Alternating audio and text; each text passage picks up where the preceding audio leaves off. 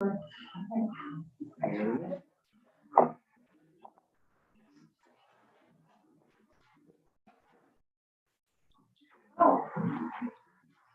screen. Yep. We're live.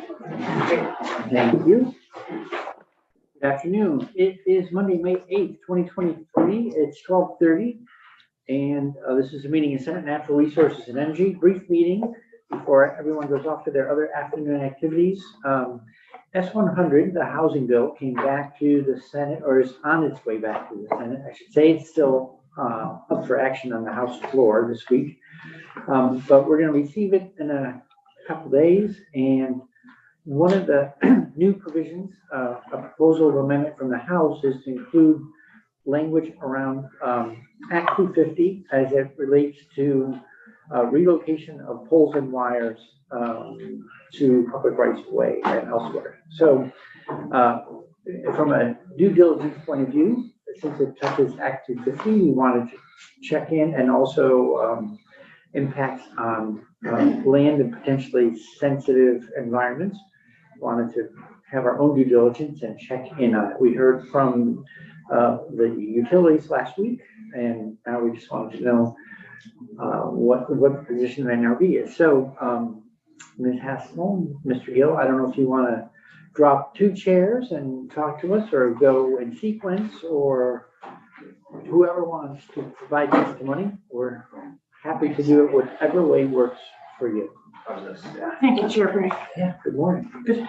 By the way, I sent you a note. You didn't get my email back? I am a little behind on email. Okay, yeah. I said thank you. All right.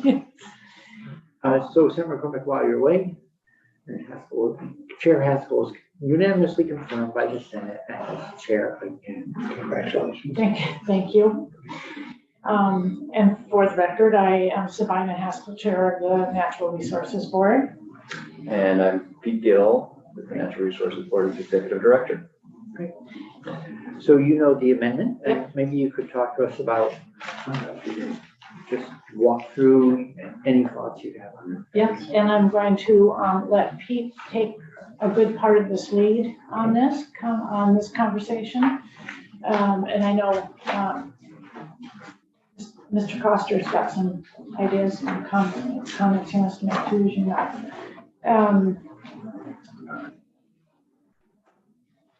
I will say, from a personal standpoint, having lived in southern Vermont and commuted from Manchester to Brattleboro every day on Route 30 and all those little itty bitty towns, I can't imagine not having power for 5 days, let alone being cold, but remote work and internet and all those things that we take so for granted.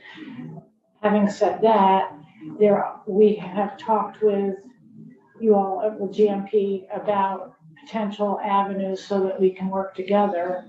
And we identified several possibilities. Senator Bray, I'm in appropriations on the auto bill. Sorry. That's all right. Have a good visit. Several possibilities of different pathways that are in current law that could be taken to help them out. And that's where I'm going to pass the baton to Pete to go through those with you. So happy to take that baton. Sure. Can I ask one question too? So there's an NRB study pending, right? That's right. And I don't know if any part of, maybe you're going to address this, if any part of that study will reflect this question, or it could be NRB and other parties next legislative session in receipt of that report could revisit the same issue. Thank you, Chair Bray. That's absolutely correct. That will be one of the things that we'll start to talk about with the study. I do believe the current language has a reference to the study in it. So yes. Yep.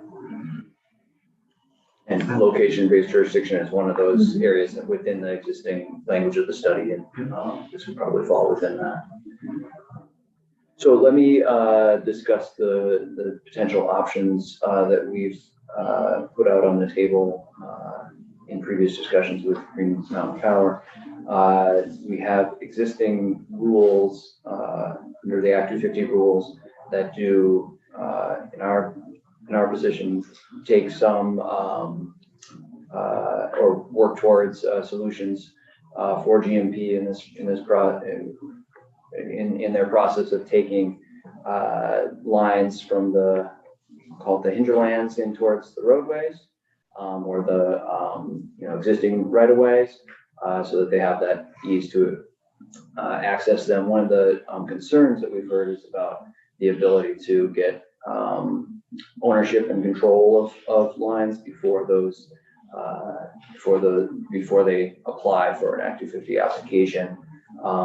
It's our position that under our rules, we have Rule 10, which does allow for a waiver of the traditional requirement of all landowners being applicants within the application process. So there is an existing process that allows for that. We also have. That's a quick question now. So are we talking about landowners where the current, so say it's a cross-country stretch of wire.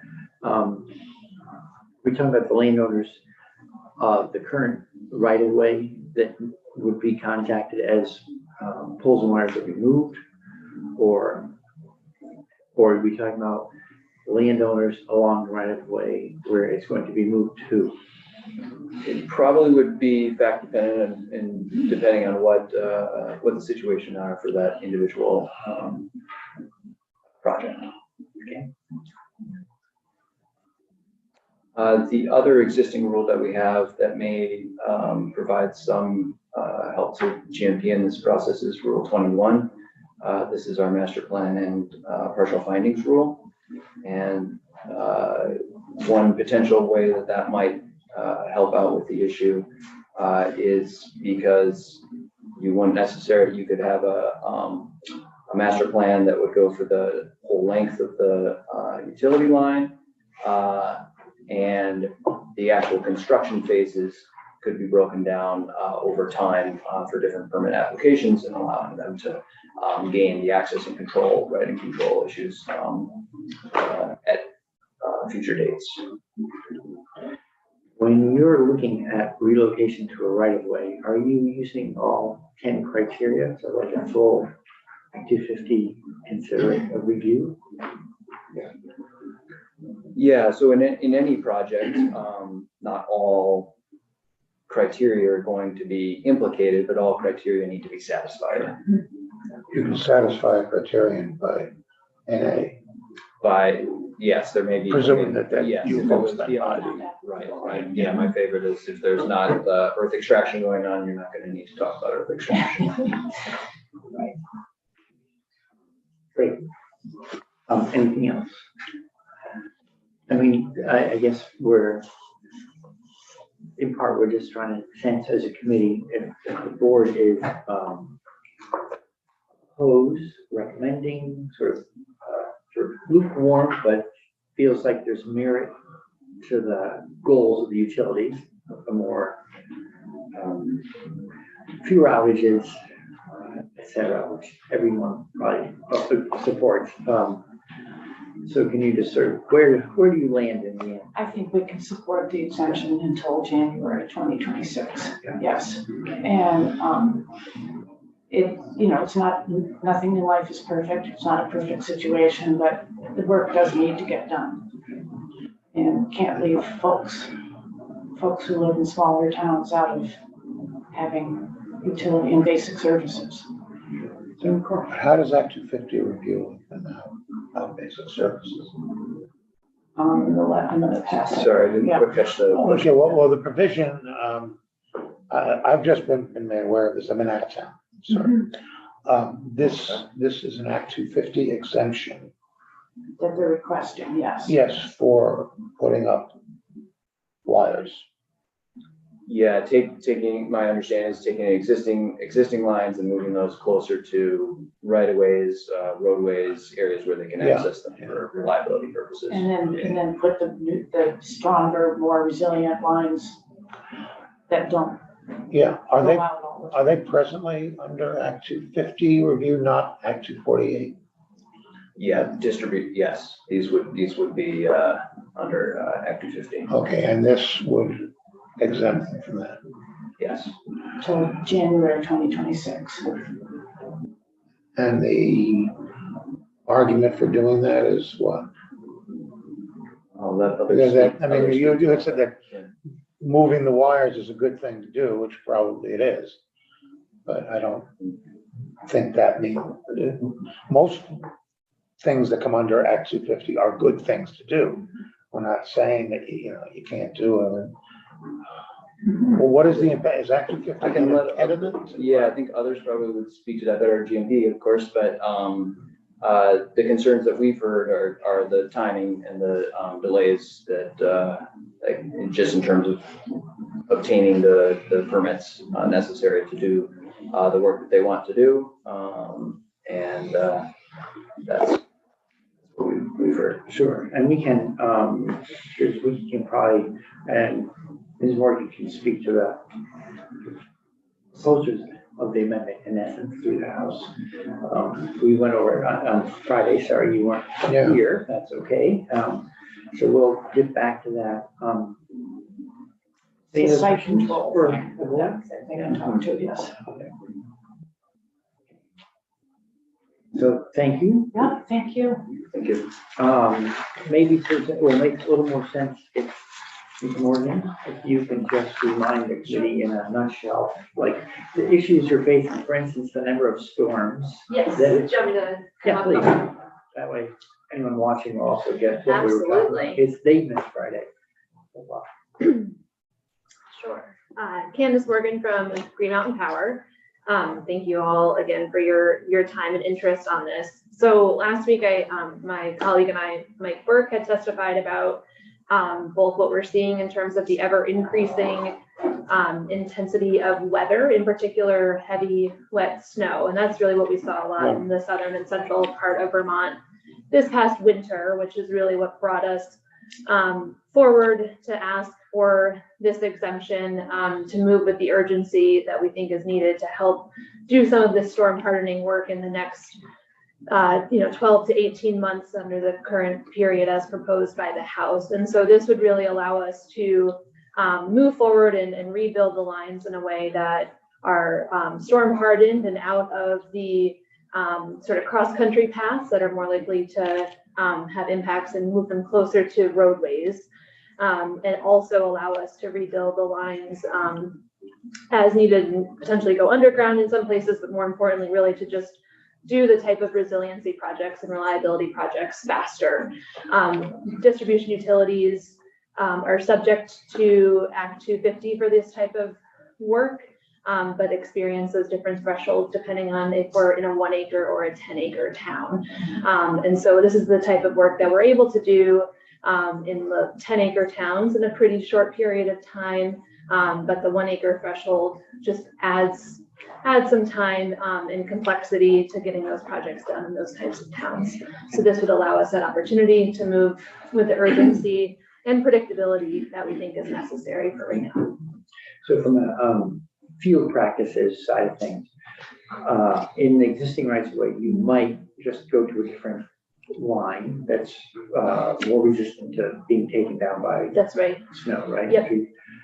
You might also, in some places, opt to vary from the existing right of way, or you might opt to move all the way out to a street, a roadside right of way. Correct. Thank you, so make sure. Yeah. All right, thank you. Senator McCormick, any questions? Well, yeah, you make a strong case for moving. Mhm. I'm not sure why it's necessary to not go through Act 250. I mean, what we do now is you go through Act 250, then you move, if you get the permit. Mhm. So is Act 250 unjust? Does it stop good projects from going through? Or does it, I mean, what is the problem with Act 250, I guess?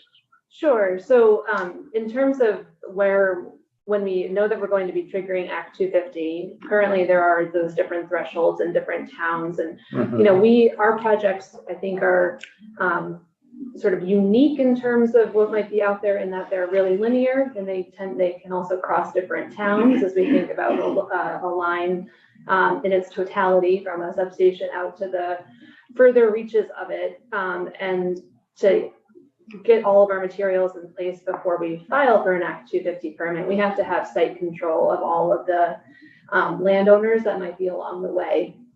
And in some cases, that's it can be fairly straightforward, but in other cases, there's a lot of landowners and there can be challenges with getting all of them on board, even before we can file for the Act 250 permit. If we did not have to meet that threshold, we can design around the landowner that might be holding out, so to speak, or other things like that. So that's what ends up sometimes delaying even our ability to file for a permit. And that threshold in the 1 acre towns is pretty short. It's, just about a mile of line. And so a lot of these projects will trigger that review.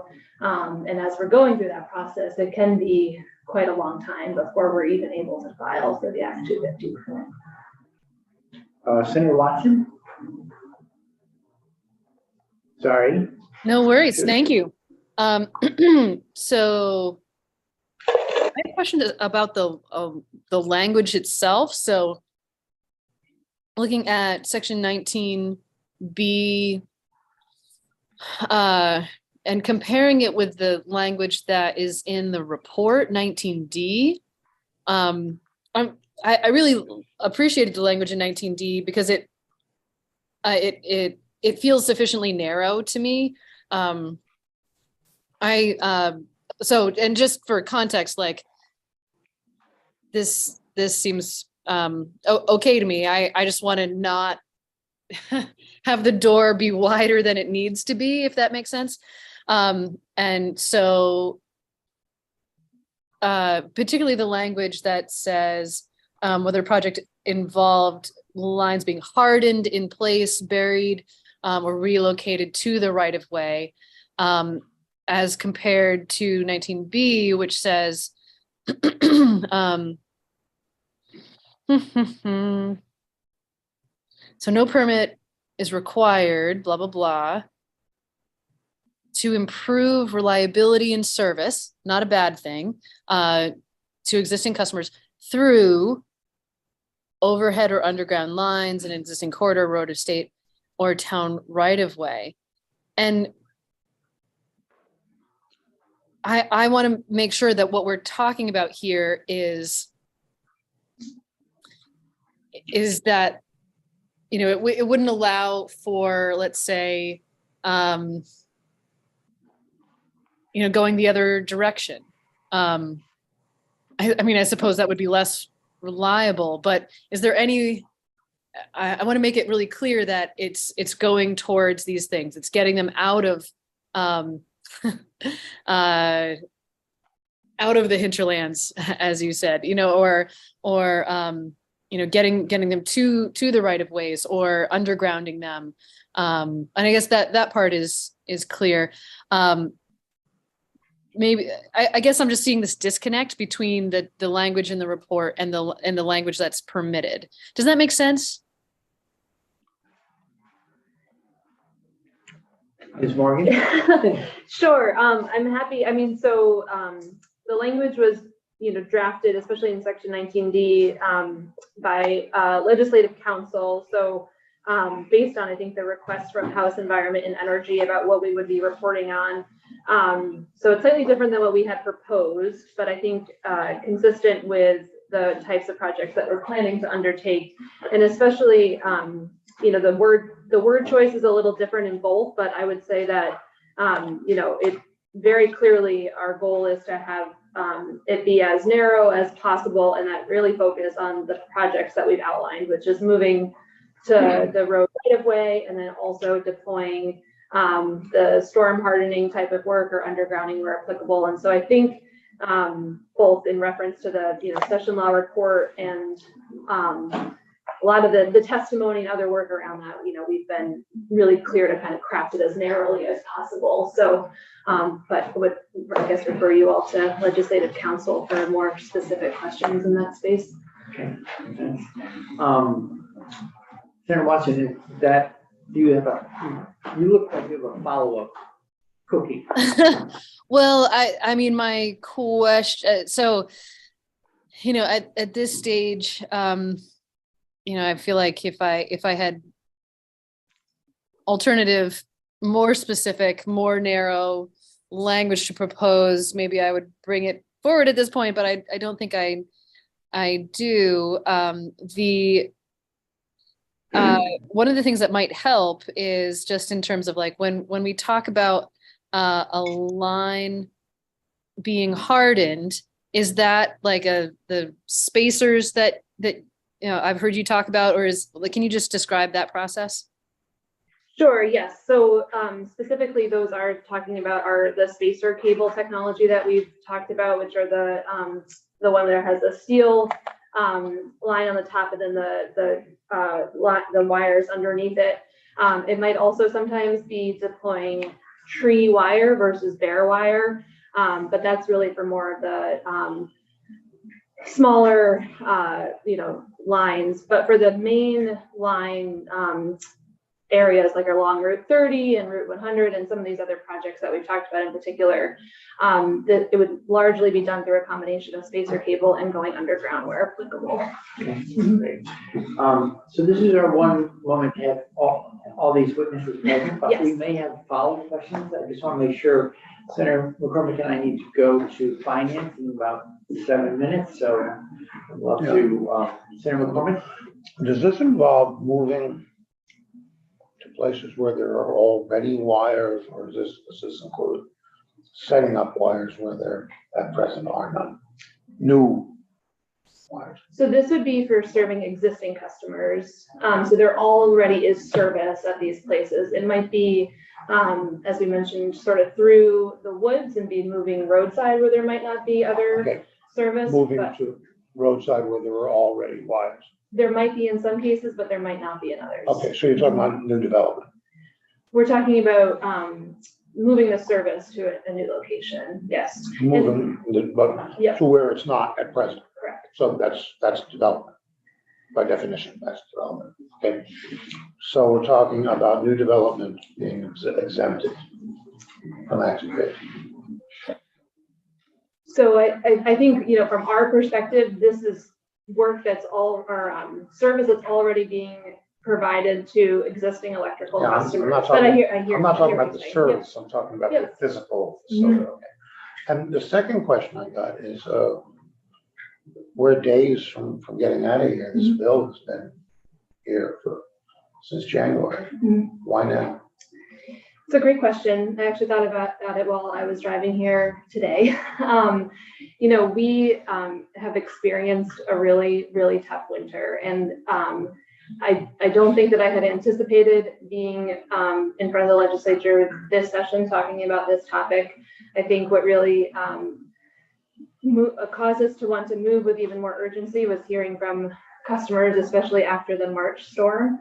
And some folks in these areas have, been without power for 3.5 to 4 weeks in total this winter. And we've had these projects planned and underway as part of our climate plan, which was approved back in 2020.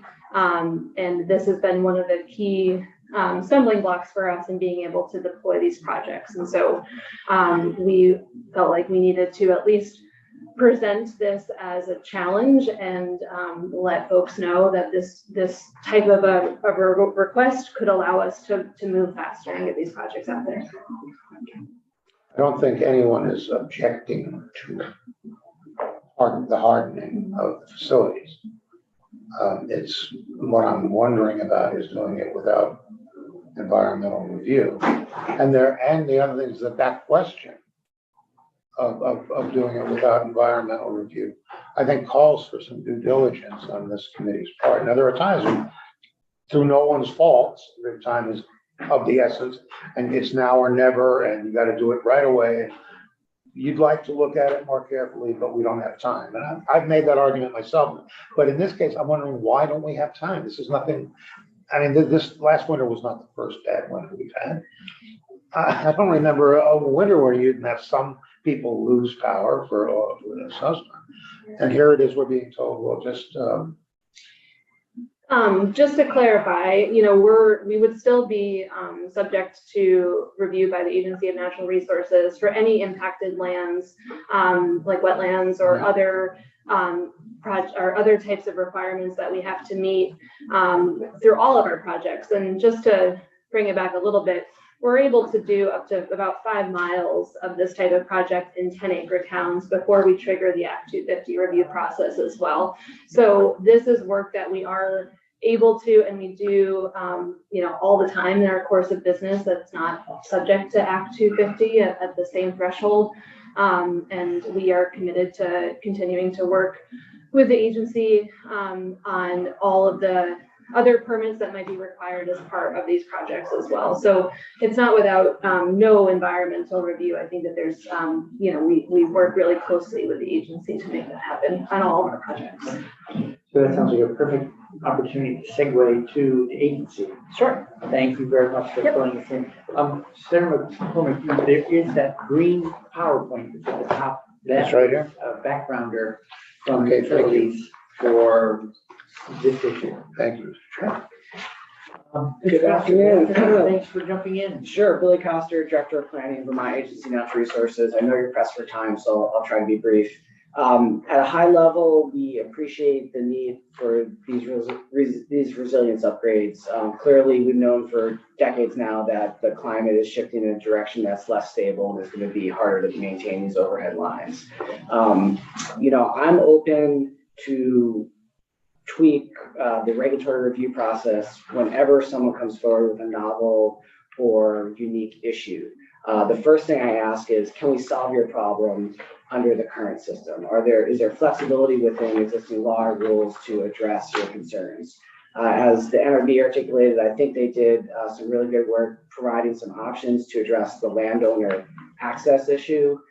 We've committed to do screening of these projects, well in advance of the permitting process to try to expedite them. But given the real need that's been described by Green Mountain Power in this part of the state, it doesn't sound like those solutions within the existing system will workable ones. So the next place I move to, if we are going to provide regulatory relief, let's have it as narrow and as specific as possible. And as Senator Watson pointed out, I think the bill does a good job in trying to kind of narrow the scope of the projects that would benefit. And we pushed hard to have the duration of the exemption be as brief as possible, ideally sunsetting on January 1st, 2025. That would give 2 construction seasons to complete priority projects and would give the NRB time to complete their study, working with stakeholders to try to develop a more long-term and durable solution for this challenge. We supported the exemption sunsetting in 2025. It came out of the House Energy Committee sunsetting in 2026. We can live with that. We're neutral on that current position. Ideally, this gets resolved through the NRB study where stakeholders can roll their sleeves up and sort that out. And that could happen conceivably prior to 2026. As Ms. Morgan articulated, our agency will continue to regulate these projects for the typical DEC permits related to stormwater, wetlands, the taking of threatened and endangered species. What is lost through Act 250 review is typically consideration of necessary wildlife habitat, rare and irreplaceable natural communities, and floodway and stream considerations. Most of these projects, it sounds like, are largely going to be falling roadways or being in other rights of way. Existing permit requirements are going to continue to apply if they exist in these locations. So there are some safeguards and the risks are less in these locations than maybe other places we'd see development. So with all that, I think we're neutral on the proposal. We would have liked to see it a little shorter, but are fine with where it's currently landed and really are focusing now on that stakeholder process with the NRB to try to come up with something that's not an exemption and a more nuanced approach to what is a unique problem. Thank you. Senator McCormick? No, good. Senator McDowell? And Senator Watson? Well, we're a couple minutes past 1, so thank you everyone for jumping in on short notice with a time change at to boot. So it's the nature of the last